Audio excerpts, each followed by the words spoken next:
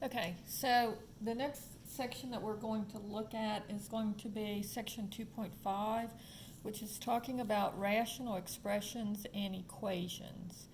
And so rational numbers are numbers that can be written as fractions. So a rational expression is simply an expression that has x's in it that can be written as a fraction. So for example, if I have x minus 6 over x squared minus 36. That would be an example of a rational expression because see, it is written, it has x's in it, and it can be written as a fraction. Now, a couple of things that we are going to do here is we are first going to try to simplify our rational expression. So in order to simplify a rational expression, what you're going to do is you're going to factor everything. And so x minus 6 does not have an x squared, so it can't be factored. But x squared minus 36 is a difference of two squares. So that would be x minus 6 times x plus 6. So the square root of x squared is x. The square root of 36 is 6. And then one of them will be a plus sign, one of them will be a minus sign. Now, notice you cannot cancel the x squared and the x here, okay? It's just like if I said 2 plus 3, or let's make it 4 plus 3 over 2. Notice that this actually is 7/2. You cannot cancel the 2 and the 4 because canceling is division. I'm going to write that down so that you remember it. Canceling is division. And when you are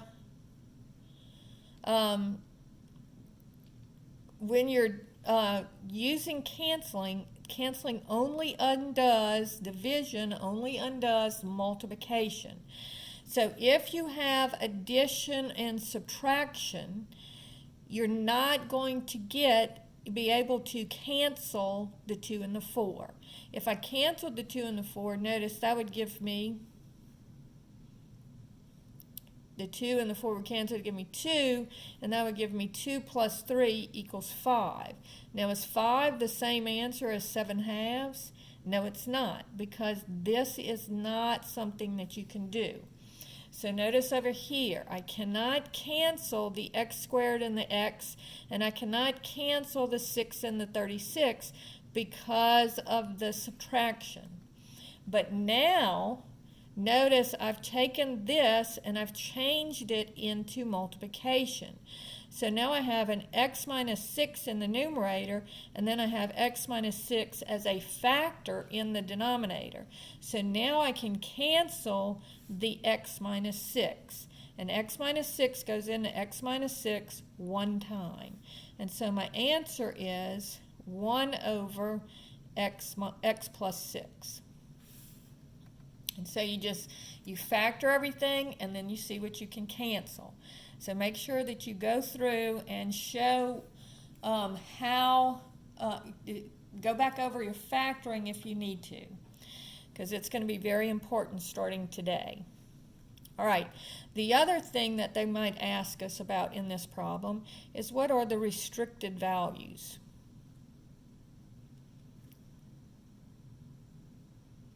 Now the restricted values, remember, our denominator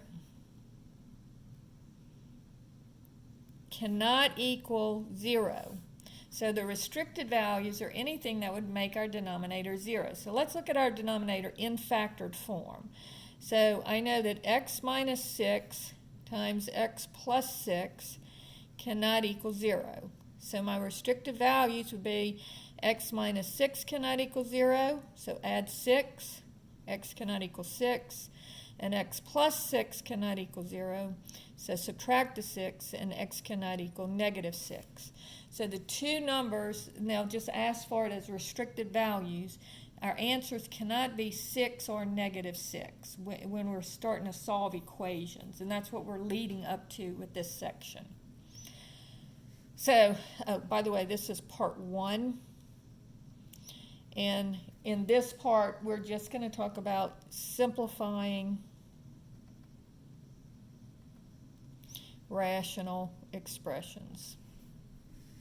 Now, problem number 2 says x squared plus 8x plus 16 over x squared plus 11x plus 28. So the first thing that I want to do is factor the numerator and factor the denominator. So first I'm going to look at 16. And the factors of 16 are 1 and 16, 2 and 8, and then 3 won't go into it, but 4 does, 4 times 4. So that's all of them. Now I'm looking for it to add up to 8. So 4 plus 4 gives me 8. So my numerator will factor into x plus 4 times x plus 4. Now let's look at our denominator. In the denominator, I've got 28. And so the factors of 28 are 1 and 28, 2 and 14, and then 3 won't go into it, but 4 will, 4 times 7. And I'm trying to get 11 here, so the 4 plus 7 gives me 11. And so this will factor into x plus 4 times x plus 7. And then I can see that I can cancel the x plus 4 with the x plus 4, and I get x plus 4 over x plus 7. Now again, you cannot cancel the two x's because of the addition in the problem. Remember, canceling undoes division. Is division. It undoes multiplication. Now, if I'm looking at my restricted values are what make the denominator 0. So x plus 4 times x plus 7 cannot equal 0. So I just look at my denominator in factored form and I say it cannot equal 0. So x plus 4 cannot equal 0 and x plus 7 cannot equal 0. So that tells me subtract the 4, x cannot equal -4, and here subtract the 7, x cannot equal -7. So those would be my two restricted values. Right? Problem number 3 says x squared minus 9 over x squared plus 4x plus 3. So the numerator is easy to factor because it's a difference of two squares. So the square root of x squared is x, and the square root of 9 is 3. So I'll have x plus 3 and x minus 3. Okay, so when you have a difference of two squares, you take the square root of each number, and then one will be a plus sign, one will be a minus sign. Now let's look at the factors of 3 to do the denominator. So this would be 1 times 3. And that does give me 4 if I add them together. And so that's going to give me x plus 1 times x plus 3. Now on this one, notice the x plus 3's will cancel, and my final answer would be x minus 3 over x plus 1. If I'm looking for my restricted values, they would be x plus 1 times x plus 3, my original denominator, cannot equal 0. And so x plus 1 cannot equal 0, subtract the 1. And x plus 3 cannot equal 0, subtract the 3. So that's how you work the problems with restricted values. Now there's one little part that I wanted to mention here. Problem number 4 says x squared minus x minus 6, and we've looked at this before, over 3 minus x, right?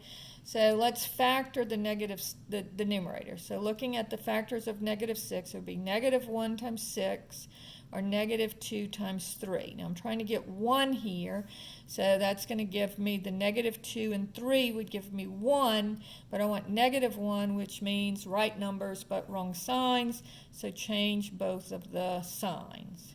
So this would be x plus 2 times x minus 3 over 3 minus x. Now we've seen this before. What's the difference between x minus 3 and 3 minus x? Well, if I take x minus 3 and I multiply it by negative 1, then that would give me negative x plus 3. Negative times positive is negative, negative times negative is positive. Rearranging that, it becomes x minus 3.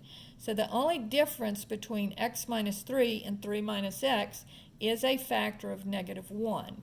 So whenever I see this, I can always cancel this and just put a negative 1 on the top, because that's the factor between the two. And so this would be negative x plus 2 as a final answer. And then, of course, for my restrictive value, 3 minus x cannot equal 0. Add x to both sides. 3 cannot equal x, which means the same thing as x cannot equal 3.